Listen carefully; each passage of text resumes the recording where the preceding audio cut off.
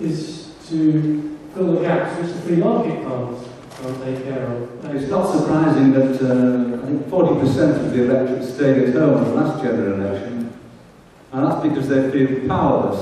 It's not surprising when 80% and rising of new laws are made in Brussels, and people elected to Westminster can't change those laws and can't abolish them, no matter how damaging.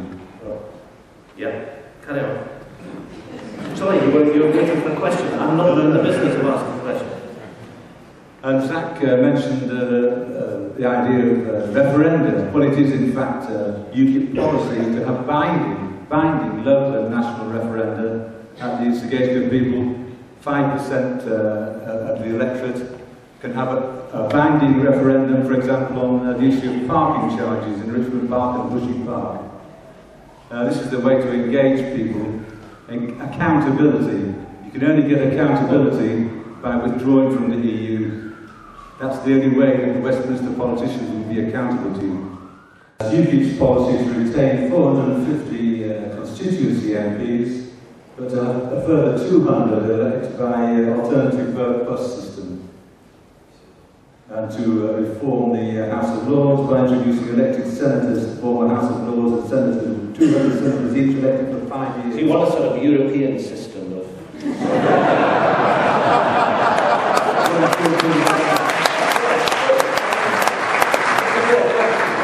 We're the only country in Europe that doesn't have it. Doesn't have one. A form of proportional representation by the... I'm not particularly interested in what other countries in Europe have. I thought we're talking about reform of the system here. But, okay, well, it's not my job to ask questions. Okay, fine. No.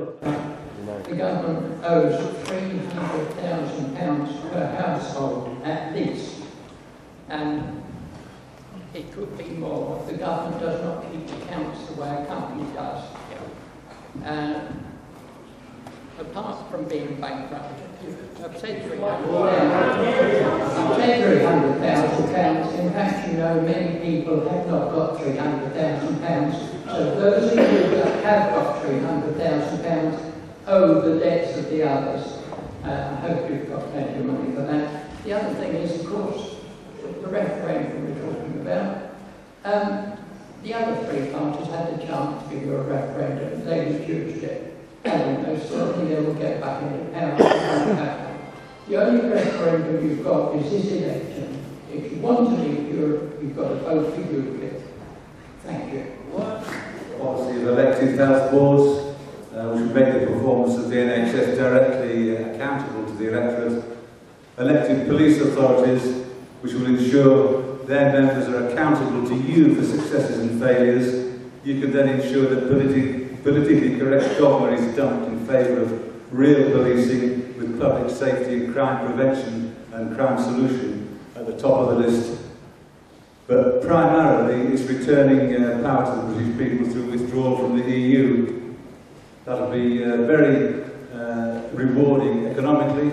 The New York Federal Reserve Board produced a report in 2004 that without the damaging regulation that was imposed by the EU, which Westminster can't remove no matter how damaging they are, our GDP, our national cake, will be 12.4% bigger. Even at that time, that was 125 billion a year. That's a lot of money. We would be a lot better off. Think about it. Thank you. Brian Gilbert.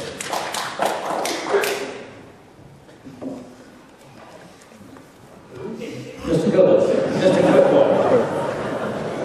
Well, very independent. It's right. We need to give facts to people. You haven't got a vote in the EU. You vote for an MEP and you can do nothing. You cannot. They told me to dismiss the EU commissioners, and when he tried it, they all resigned and stayed in office.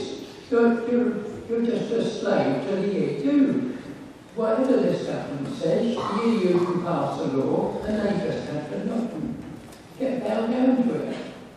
So, apart from the money side, really, do you want your freedom back or don't you? Right. Thank you. James Page, Green candidate.